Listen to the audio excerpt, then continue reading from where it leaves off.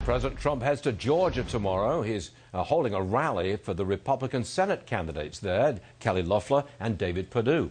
Kayleigh McEnerney is with us this morning. Kayleigh, what should we expect from the rally? I mean, mask wearing, social distancing? What should we expect? Yes, so we do hand out masks. We encourage attendees to wear them. Most do.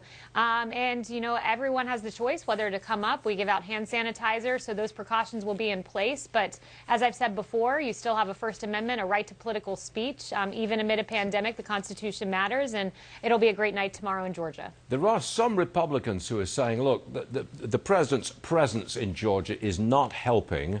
What say you? The president's presence in Georgia will be what puts Senators Loeffler and Perdue over the finish line.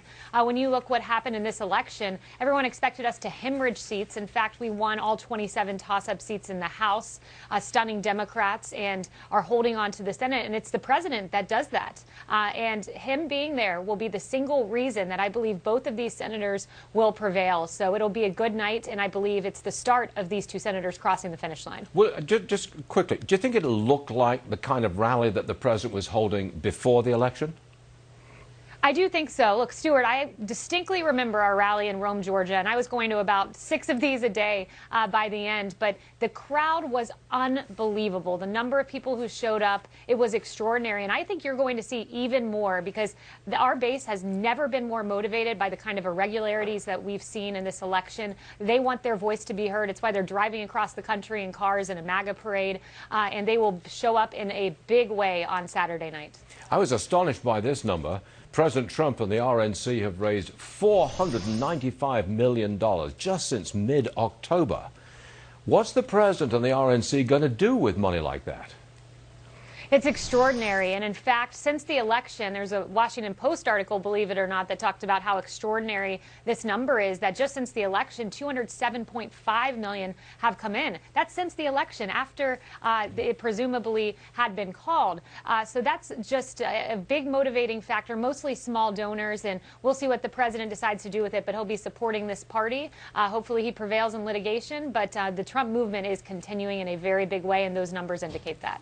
Well, would you address the question of will the president run in 2024? I know that the standard answer is that the current election has not been decided. I understand that. But is the president leaning towards a run in 2024? Does he feel that he could get into it again and he wants to get into it again? Does he feel enough energy to get into it again?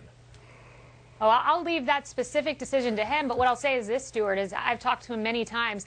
He's continuing as the head of this party. Make no mistake, this party for decades was craving for a fighter like President Trump to come in, challenge the status quo, challenge the establishment, challenge the weak Republicans, the moderate establishment, challenge big tech, challenge the media. This president did that. He has fought for this base, and this base is behind him all the way, and he is not going away. Hopefully he prevails in litigation. But he is the head of this movement, make no mistake, and that will not be changing. But with all that money, nearly $500 million, and his intention to stay there at the head of the party, he's crowding out younger newcomers. He would be 78 come 2024.